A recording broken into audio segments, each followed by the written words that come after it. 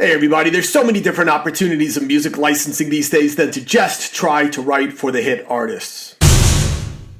Writing for film, writing for television, writing for advertising, writing for music therapy, whatever the case is. Do you find this to be true? I mean, is there still lots of opportunities? There are a lot of opportunities. Some people feel that the music for media market is getting oversaturated because so many people have run that direction because they found it hard to break in as a pop hit songwriter. Right. However, I would counter that with there is so much more media out there now that needs music. YouTube is a great example of that. I would look at music for film and TV. The reason being that you don't need to write hits for that. Be sure to check out the full video at YouTube Bobby Borg. Peace.